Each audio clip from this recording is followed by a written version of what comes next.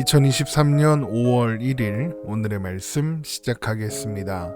오늘 나눌 말씀은 학개서 1장 3절에서 11절 말씀입니다.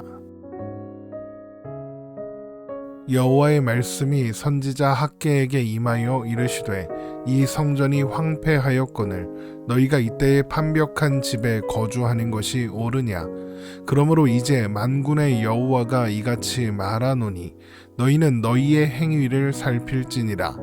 너희가 많이 뿌릴지라도 수확이 적으며 먹을지라도 배부르지 못하며 마실지라도 흡족하지 못하며 입어도 따뜻하지 못하며 일꾼이 삭슬 받아도 그것을 구멍 뚫어진 전대에 넣음이 되느니라. 만군의 여호와가 말하노니 너희는 자기의 행위를 살필지니라. 너희는 산에 올라가서 나무를 가져다가 성전을 건축하라. 그리하면 내가 그것으로 말미암아 기뻐하고 또 영광을 얻으리라. 여호와가 말하였느니라. 너희가 많은 것을 바랐으나 도리어 적었고 너희가 그것을 집으로 가져갔으나 내가 불어버렸느니라. 나 만군의 여호와가 말하노라. 이것이 무슨 까닭이냐. 내 집은 황폐하였으되 너희는 각각 자기의 집을 짓기 위하여 빨랐음이라. 그러므로 너희로 말미암아 하늘은 이슬을 그쳤고 땅은 산물을 그쳤으며 내가 이 땅과 산과 곡물과 새 포도주와 기름과 땅의 모든 소산과 사람과 가축과 손으로 수고하는 모든 일에 한재를 들게 하였느니라. 아멘. 바벨론 포로에서 돌아온 이스라엘 백성들은 제일 먼저 성전을 재건하고자 했습니다. 그러나 대적들의 방해로 중단된 채 20년 가까운 시간이 흘렀습니다. 물론 그 시간 동안 성전을 재건하자는 의견이 백성들 사이에 있었습니다. 하지만 아직은 때가 아니라는 생각에 성전 재건은 계속 미뤄져 왔죠. 하나님은 성전의 유무와는 상관없이 그들과 함께 하실 것이므로 또 성전 지을 만한 대내외적인 상황이 아니었으므로 성전 재건이 대적들에 의해 방해를 받았으나 하나님은 그냥 내버려 두셨습니다. 그러나 이스라엘 백성들은 성전이 없으므로 하나님이 그들과 함께 계시지 않을 것이라는 실망과 좌절 그리고 패배감에 사로잡혀 있었습니다. 하나님도 이런 백성들의 실망을 모르셨을 리 없습니다. 또한 성전을 재건하면 그것이 백성들에게 위로와 격려가 될 수 있다는 것도 아셨을 것입니다. 그러나 하나님은 18년을 기다리십니다. 백성들이 알아서 성전을 짓나 안 짓나 보시다가 더는 기다릴 수 없어서 성전을 지어라 하시는 게 아닙니다. 이스라엘 백성들이 성전 재건으로 인해 일어날 수 있는 대내외적인 문제로 실족하여 넘어지지 않을 수 있는 그 시기를 기다리셨을 뿐입니다. 그냥 단번에 바로 그런 조건들이 맞게 하실 수도 있지 않았냐라는 질문이 있을 수도 있겠습니다. 물론 초자연적인 능력으로 그렇게 하실 수 있습니다. 하나님은 하나님이시니까요. 그러나 하나님은 특별한 경우를 제외하고 자연스럽게 흘러가는 역사를 통해 일하십니다. 그런데 그 역사는 인간들이 만들어 가죠. 그래서 시간이 필요합니다. 하나님은 그 역사를 인도하사 합력하여 선을 이루게 하시는 것이고요. 그렇게 성전을 지을 수 있는 대내외적인 상황이 갖춰졌을 때 하나님은 학개 선지자를 통해 성전을 재건하라 명령하신 겁니다. 그래서 하나님은 먼저 아직 때가 아니라고 주장하는 백성들을 향해 이제 그 때가 이르렀다고 말씀하시는 겁니다. 학개서 1장 3절에서 4절 말씀입니다. 여호와의 말씀이 선지자 학개에게 임하여 이르시되 이 성전이 황폐하였거늘 너희가 이때에 판벽한 집에 거주하는 것이 옳으냐. 하나님은 성전의 황폐함과 백성들이 살고 있는 판벽한 집을 비교하십니다. 판벽한 집이란 널빤지로 만든 벽이 있는 집 이런 뜻입니다. 어떤 사람들은 이것을 보고 하나님의 성전은 폐허로 내버려 두고 백성들은 좋은 집에 살고 있었다. 그래서 하나님이 그것을 지적하시는 것이다. 이렇게 생각하는데 판벽집은 그렇게 좋은 집이 아닙니다. 그냥 나무로 만든 벽이 있는 집입니다.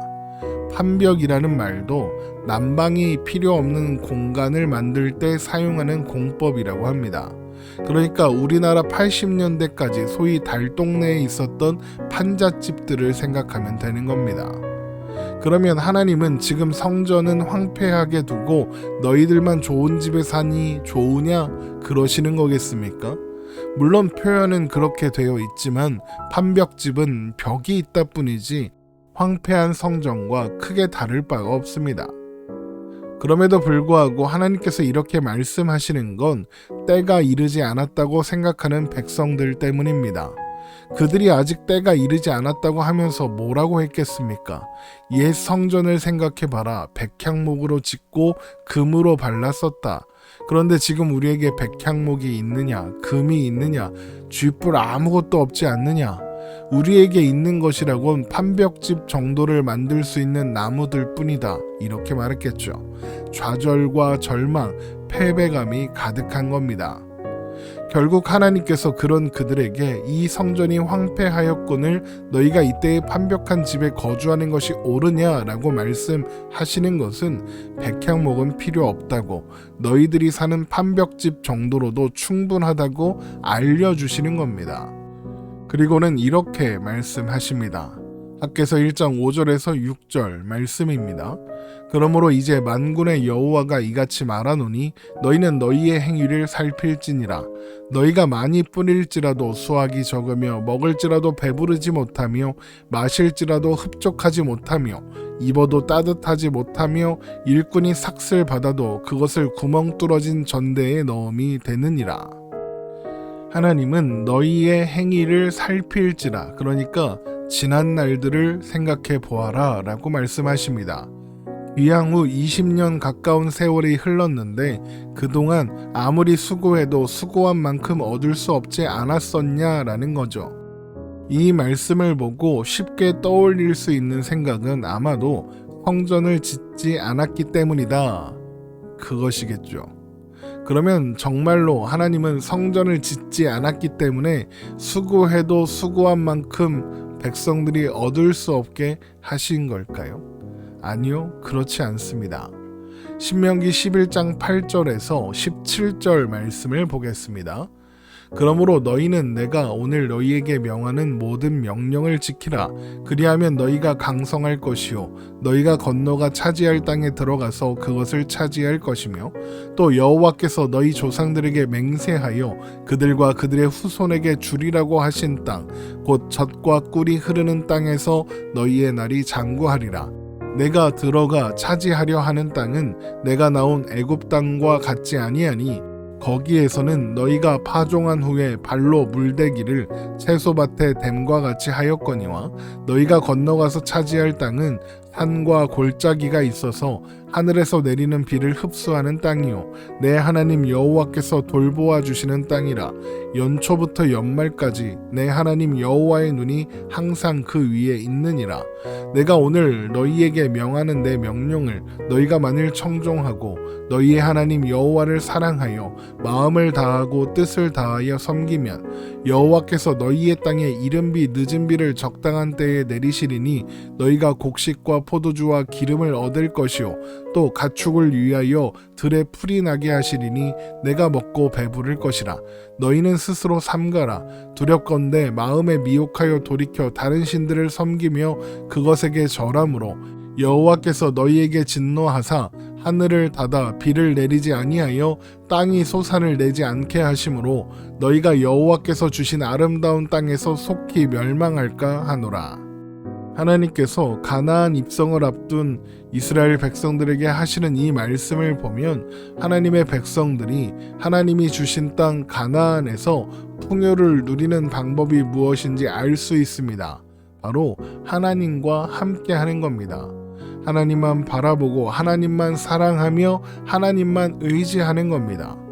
가나안 땅은 하나님이 돌보아 주시는 땅입니다. 여기에 성전이 있어야 한다거나 성전이 없으면 하나님을 바라보는 게 아니라거나 하는 조건이 없습니다. 그러면 지금 포로에서 돌아온 이스라엘 백성들이 수고해도 수고한 만큼 얻지 못하고 있는 이유가 무엇일까요? 성전이 없기 때문일까요? 아닙니다. 하나님과 함께하지 않았기 때문입니다. 그들이 왜 실망과 절망에 빠져 살고 있다고 했습니까? 성전이 없으므로 하나님이 함께 하시지 않는다는 생각 때문이었습니다. 그들은 포로기 동안 도대체 뭘 배운 걸까요? 하나님은 성전이 있는 곳이 아니라 그분의 백성들이 있는 곳에 함께 하십니다. 그런데 포로에서 돌아온 백성들은 성전이 없으니 하나님도 없다고 생각하고 있는 겁니다. 성전 없이는 하나님을 생각하지도 바라보지도 사랑하지도 못하며 그래서 하나님을 의지하지도 않고 있는 겁니다. 그러니까 그들은 하나님과 함께 하지 않기로 하고 있는 것이죠. 그래서 그들은 수고한 만큼 얻지 못하는 겁니다. 하나님은 그들과 함께 계시지만 그들이 하나님과 함께 하지 않기로 했으니까요. 그래서 하나님은 그들이 판벽집을 만든 그 재료로 성전을 짓고 하나님이 그들과 함께 계신다는 것을 생각하고 기억하여 잊지 말라 하시는 겁니다. 학개서 1장 7절에서 8절 말씀입니다. 만군의 여호와가 말하노니 너희는 자기의 행위를 살필지니라. 너희는 산에 올라가서 나무를 가져다가 성전을 건축하라. 그리하면 내가 그것으로 말미암아 기뻐하고 또 영광을 얻으리라. 여호와가 말하였느니라. 성전이 없어서 나를 생각하지 못한다고? 그러면 판잣집도 좋으니까 일단 만들어라. 그리고 나를 생각해라. 그래서 내가 너희와 함께 있다는 걸 생각해라. 그러시는 겁니다. 성전이 하나님의 기쁨이 되고 영광이 되는 것이 아니라 성전을 통해 하나님을 생각하고 하나님을 바라보며 하나님을 의지하게 될 하나님의 백성들이 하나님의 기쁨이 되고 영광이 되는 겁니다. 그런데 그들은 성전이 없어서 하나님을 생각하지도 바라보지도 의지하지도 못한다고 하면서 성전을 지을 생각은 하지 않았습니다. 아직 때가 이르지 않았다고 하면서요.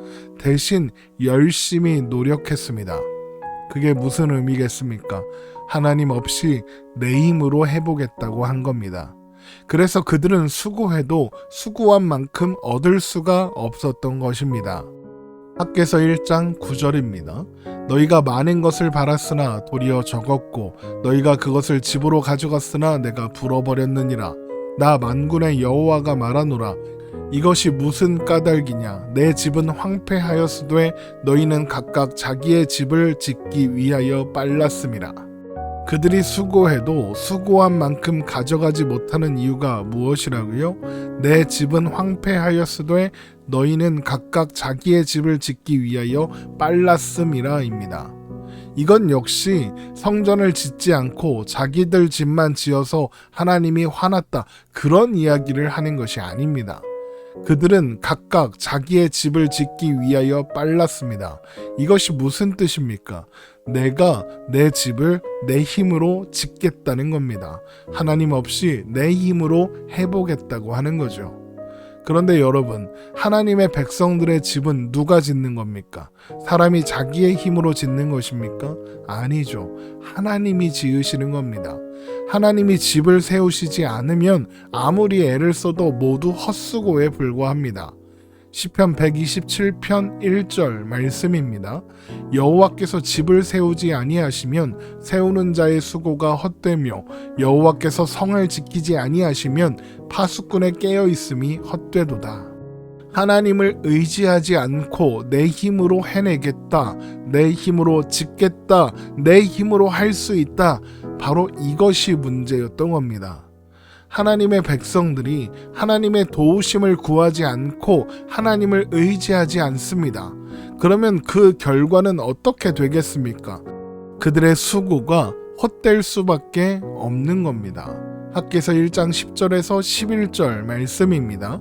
그러므로 너희로 말미암아 하늘은 이슬을 그쳤고 땅은 산물을 그쳤으며 내가 이 땅과 산과 곡물과 새 포도주와 기름과 땅의 모든 소산과 사람과 가축과 손으로 수고하는 모든 일에 한재를 들게 하였느니라.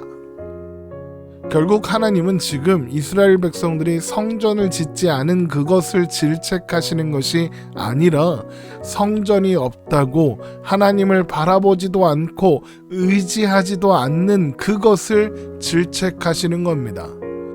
또한 그래서 성전을 건축하라 하시는 겁니다. 성전이 필요하다면 지어라. 그리고는 나를 생각해라. 나를 바라봐라. 나를 의지해라 하시는 거죠. 성전이 중요한 것이 아니고 노력이 중요한 게 아닙니다. 아무리 대단한 성전이 있어도 하나님을 의지하지 않으면 말짱 꽝이고, 아무리 열심히 노력해도 하나님을 신뢰하지 않으면 헛된 노력일 뿐입니다. 하나님을 신뢰하고 나아가며 하나님의 약속과 명령을 따라 살기로 하는 것, 이것이 언제나 유일한 살 길입니다. 우리는 이것을 항상 잊지 않고 기억해야 하겠습니다. 오늘 말씀 이렇게 마치겠습니다. 오늘도 복된 하루 되시기를 주님의 이름으로 축원합니다.